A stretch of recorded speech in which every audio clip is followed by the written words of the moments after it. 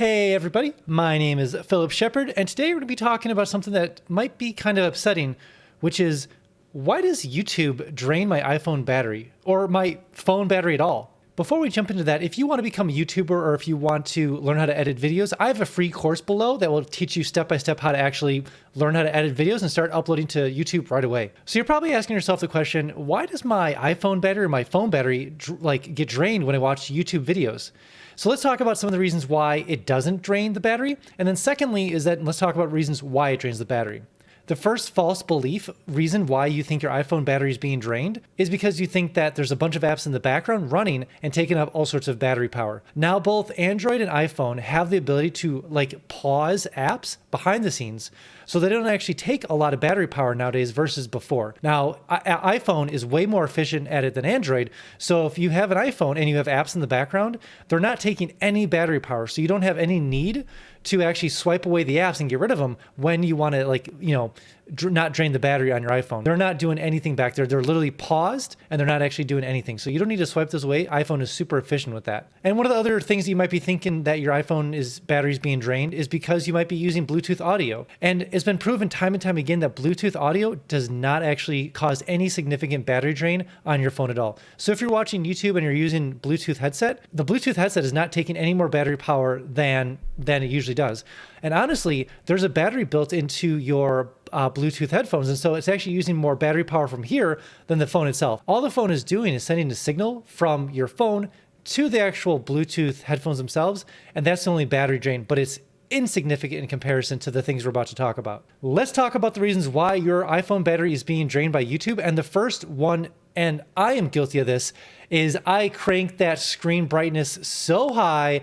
I want to see every pixel. I want to see every brightness, every pixel on my iPhone when I'm watching YouTube videos. I am notoriously known for just swiping up on my iPhone and cranking up that screen as bright as it can go any point.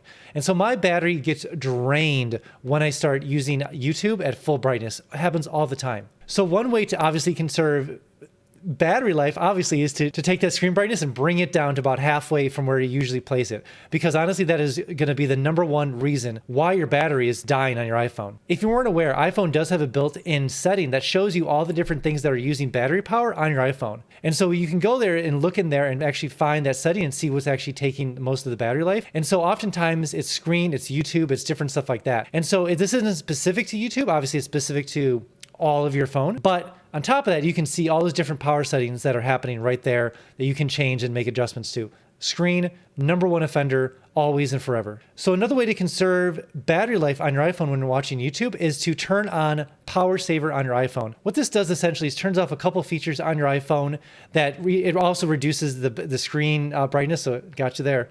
Also reduces a lot of the other features, like some of the things in the background that aren't working as fast and as efficient, so they actually turn them down a little bit. So it's things that you might not notice right away, but it's a lot of behind the scenes stuff that makes the phone actually enter Power Saver mode. So it's a lot of behind the scenes stuff. This may sound like a pitch, but honestly, one way that's helped me conserve battery life on my iPhone is actually to download the videos from YouTube using YouTube Premium and then watch them later. So streaming from Wi-Fi, all those different things can take a little bit of a load on your battery. So what I do is I actually download the videos a lot of times, especially when I'm going on a road trip or something like that, or from the back seat of someone's car and I don't have access to plug in for power. I'll usually download the videos and then I'll just watch them that way.